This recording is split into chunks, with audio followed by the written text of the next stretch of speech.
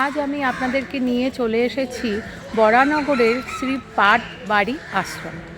প্রথমেই বলি মন্দির খোলা বন্ধের টাইমিং, আর এখানে আপনারা ভোগ প্রসাদ পাবেন কি না, পুজোর কি ব্যবস্থা, প্রত্যেকটি আপনাদেরকে জানাবো। তার আগে বলি এখানে আসবেন কী করে। নমস্কার, লিনাস ওয়ার্ল্ডে আপনাদের স্বাগত। আজ আমি আপনাদেরকে আরও একটা নতুন ব্লগ এবং নতুন মন্দির বা আশ্রম যাই বলুন আপনাদেরকে দর্শন করাতে নিয়ে যাব। আচ্ছা, মন্দিরটা কোথায় সব কিছু আপনাদেরকে জানাবো। তার আগে বলি আমি দাঁড়িয়ে আছি মানিকতলার মোড়ে। দেখুন, এই হয়েছে মানিকতলার মোড়। এখান থেকে আমি যাব হচ্ছে সিথির মোড়। শিয়ালদা স্টেশনের অপোজিট রাস্তা থেকে যে বাসগুলো ডানলপ বা দক্ষিণেশ্বর যাবে সেই বাসে উঠে আপনারা সিথির মোড়ে নামতে পারেন। এছাড়া 43/1 নাম্বার বাসে আপনারা এসপ্ল্যানেড থেকে দক্ষিণেশ্বর আলমবাজার শ্যামবাবার মন্দির আছে না, তার সামনে আপনাকে নামিয়ে দেবে, আর ওখান থেকে টোটো করে চলে আসতে হবে পাটবাড়ি আশ্রম। সেক্ষেত্রে আপনাকে 10 টাকায় ভাড়া নেবে। আর আপনারা যদি মেট্রো করে আসেন তাহলে দক্ষিণেশ্বর মেট্রো স্টেশন থেকে নেবে নিচ থেকে বেরিয়ে আসবেন, আর ফ্লাইওভারগুলো আছে না তার ঠিক অপোজিটে টোটো দাঁড়িয়ে থাকে, ওখান থেকে টোটো ধরে নেবেন, ওরাও 10 টাকাই ভাড়া নেবে, আপনাকে নিয়ে আসবে পাটবাড়ি আশ্রম। এই সিথির মোড়ে নেমে গেছি। দেখুন, আপনারা যদি শ্যামবাজার থেকে আসেন তাহলে এপাশ থেকে এইদিকেই নামবে, আর এদিকে নেবে এসেই ঘুরে দেখতে পাচ্ছেন এখানে অটো স্ট্যান্ড আছে। এই অটো স্ট্যান্ড ধরে আমি যাব হচ্ছে ব্যানার্জি পাড়া। তো চলুন দেখি। এখান থেকে 10 টাকা ভাড়া।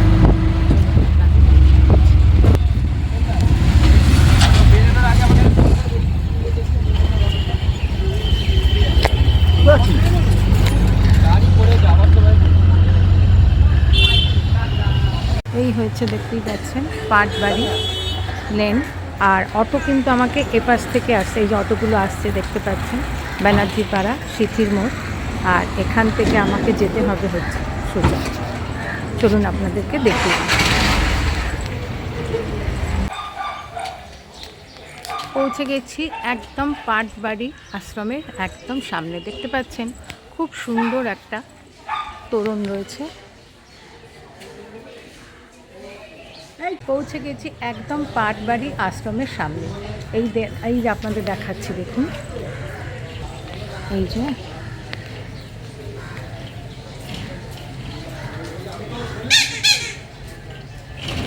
চলুন এবার এখান থেকে ভেতরে যেতে হবে। সামনে দেখুন প্রচুর বড় বড় গাছগাছালিতে ভর্তি, আপনাদের পরে দেখাচ্ছি। এবার চলুন, এই যে বাঁদিকে অফিস ঘর আর ওপরে একটা গ্রন্থগার বা লাইব্রেরি রয়েছে। প্রথমেই বলি মন্দির খোলা বন্ধের টাইমিং সকাল 5টা থেকে 12টা আর বিকেলে 4টে থেকে 8টা। এখানে এসে আপনারা প্রসাদ নিতে চান, মানে গ্রহণ করতে চান, তাহলে বেলা 12টার পর ভোগ আরতি হওয়ার পরে আপনাদেরকে প্রসাদ দেবে, এবং তার জন্য দেখুন এরকম এখানে এসে কুপন কেটে নিতে হবে, আর এই কুপনের দাম হচ্ছে 70 টাকা। আর প্রথমেই বলে রাখি, তখন বলতে ভুলে গেছি, এখানে কিন্তু আপনারা এসে যদি প্রসাদ গ্রহণ করতে চান তাহলে কিন্তু আপনাদেরকে 12টার মধ্যে এসে কুপন সংগ্রহ করে নিতে হবে, তারপরে কিন্তু আর কুপন পাবেন না। আর আপনারা যদি কেউ দীক্ষা নেন তাহলে এখানে আমি নাম্বার দিয়ে দেব, আপনারা যোগাযোগ করে এখানে আপনারা দীক্ষা গ্রহণ করতে পারেন। তবে তার নিয়মটা হচ্ছে আগের দিন নিরামিষ খেতে হবে, আর সেই দিনকে উপবাস করে আসতে হবে। আমার স্ক্রিনে মানে দেখতেই পাচ্ছেন, আমি আপনাদেরকে ফোন নাম্বারটা দিয়ে দিচ্ছি, মহারাজের সঙ্গে আপনারা যোগাযোগ করে নিতে পারেন। চলুন আপনাদের মন্দিরটা ভালো করে বুঝিয়ে দিই। এই হয়েছে এন্ট্রান্স, আর এখান থেকে বাঁদিকেই অফিস রুম। এখানে এসে আপনারা কুপন কাটবেন। যদি আপনারা এখানে এসে প্রসাদ গ্রহণ করতে চান তাহলে 12টার মধ্যে এসে কুপন কেটে নেবেন। কুপনের মূল্য হচ্ছে 70 টাকা। আচ্ছা, আর এই হয়েছে, আচ্ছা দূরে রয়েছে মূল মন্দির। মন্দিরের রং হচ্ছে শ্বেত বর্ণ আর এক রত্ন বিশিষ্ট, আর রত্নটি বিশাল বড়। তার সামনে রয়েছে নাট মন্দির।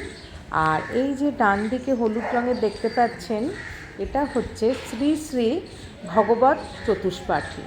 আর তার পাশেই রয়েছে বাবাজি সমাধি মন্দির।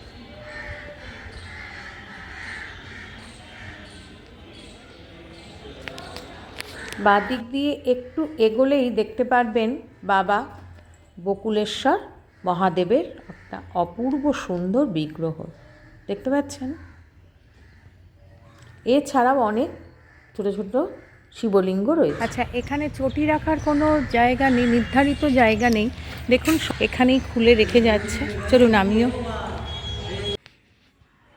আমি এখন দাঁড়িয়ে আছি মূল গর্ভগৃহের একদম সামনে। আপনাদের প্রথমেই বললাম যে মন্দিরটার রং হচ্ছে শ্বেতবর্ণ, আর মন্দিরের 3 দিকে 3টি করে খিলান বিশিষ্ট দুয়ার রয়েছে দেখতে পাচ্ছেন। আর তার ঠিক সামনেই রয়েছে নাট মন্দির। আর নাট মন্দিরের ওপরের দেওয়ালে চৈতন্য মহাপ্রভুর বাল্যবেলা, মহাপ্রভুর বড় হয়ে ওঠা ও বিভিন্ন কাহিনী, রাধা কৃষ্ণ, শিব পার্বতী ও আরও অনেক দেবদেবীর কাহিনী, পৌরাণিক কাহিনী আর কি, সম্পর্কিত কাহিনী ছবির মাধ্যমে ফুটিয়ে তোলা হয়েছে। অপূর্ব লাগছে। আর বিশাল বড় নাট মন্দিরটা। এবার চলুন বরানগর পাটবাড়ির প্রতিষ্ঠার ইতিহাসটা জেনে নিই। আজ থেকে প্রায় 500 বছর পূর্বে 1500 খ্রিস্টাব্দে রঘুনাথ উপাধ্যায় বর্ধমানের ধারানসী গ্রাম থেকে বরানগরে মালিপাড়াতে আসেন নির্জনে ভগবত পাঠ ও কীর্তন ভজন করবেন বলে। তবে তিনি কিন্তু মা কালীর ভক্ত ছিলেন, কিন্তু ভগবত পাঠ তার বিশেষ আকর্ষণ এবং ভীষণই ভালো লাগত। সেই সময় মহাপ্রভু নীলাচলে ফিরে যাওয়ার সময় পানিহাটি পাঠ ভবনের পথে বরানগরের কাছে আসতেই হঠাৎই তার কানে ভেসে এলো এক সুমধুর ভগবত পাঠ। মহাপ্রভু সেই স্থানে এসে দেখলেন যে এক ভক্ত মধুর কণ্ঠে ভগবত পাঠ করছেন ও তার চোখ থেকে অবিরাম জল গড়িয়ে পড়ছে। সেই ব্রাহ্মণটি ছিলেন রঘুনাথ উপাধ্যায়।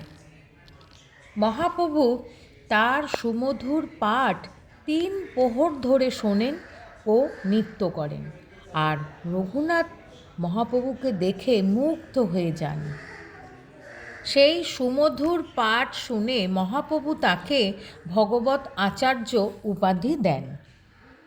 এরপর মহাপ্রভু 3 দিন বরানগরে থাকেন, আর যাবার সময় তার পাদুকা দুটি ও একটি নারায়ণ শিলা দিয়ে যান। এরপর থেকেই তিনি মহাপ্রভুর কথা মতন গোপাল সেবা ও ভগবত পাঠ করতে থাকেন। তার মৃত্যু হলে তার ইচ্ছা অনুযায়ী মহাপ্রভু যেই স্থানে তার ভগবত পাঠ শুনেছিলেন সেই স্থানে মহাপ্রভুর পাদুকা যুগল ও নারায়ণশিলা ও গোপাল বিগ্রহ সমাধিস্থ করা হয়। এরপর নানা কারণে এই পাটবাড়ি ক্ষয়গ্রস্ত হতে থাকে। ঠিক সেই সময় কালী প্রসন্ন চক্রবর্তী মহাশয় বাবা তারকনাথের স্বপ্নাদেশ পান এবং স্বপ্নাদেশ পেয়ে পাটবাড়ির মধ্যে এই নিম গাছের গোড়া খনন করে গোপাল বিগ্রহ, একটি নারায়ণ শিলা ও মহাপ্রভুর পাদুকা যুগল ও একটি তালপাতার লেখা ভগবত উদ্ধার করেন। মূল মন্দিরের বাঁ দিকে মহাপ্রভুর পাদুকা যুগল ও পেছনে মহাপ্রভুকে ভগবত পাঠ করে শোনাচ্ছেন ও মহাপ্রভুর নৃত্যর দৃশ্যটি অপূর্ব সুন্দরভাবে ফুটিয়ে তোলা হয়েছে, দেখতেই পাচ্ছেন। এরপর সেই নিম গাছের কাঠ দিয়েই গৌর নিতাইয়ের বিগ্রহ নির্মাণ করেন এবং এই মন্দিরের গর্ভগৃহে প্রতিষ্ঠা করান। এছাড়াও কিন্তু এই গর্ভগৃহে আরও অনেক বিগ্রহ আছে, যেমন প্রভু জগন্নাথ, বলরাম ও সুভদ্রার অপূর্ব সুন্দর বিগ্রহ, রাধা কৃষ্ণের অপূর্ব সুন্দর বিগ্রহ। আর সেই বিগ্রহগুলো কিন্তু কালী প্রসন্ন বাবুর গৃহদেবতার। তিনি এই পাটবাড়িতেই সেই বিগ্রহগুলো নিয়ে এসে প্রতিষ্ঠা করেছিলেন।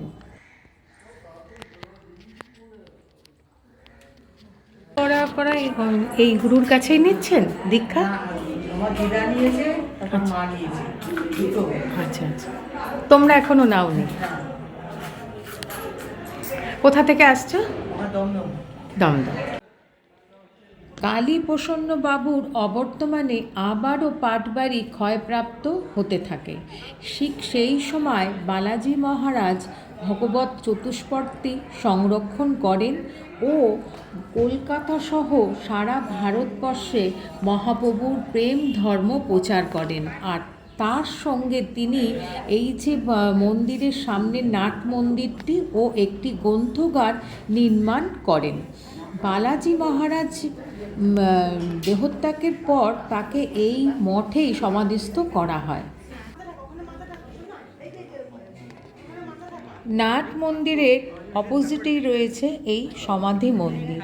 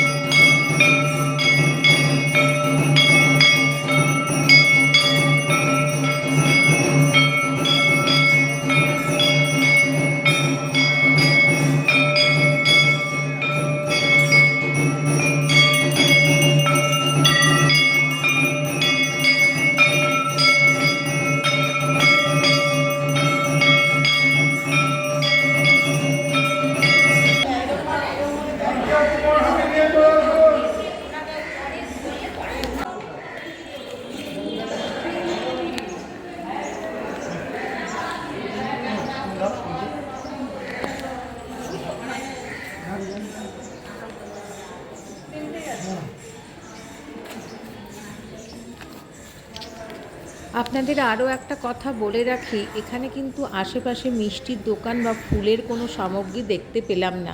আপনারা বাড়ি থেকে কিন্তু পুজোর সমস্ত সামগ্রী কিনে নিয়ে আসবেন।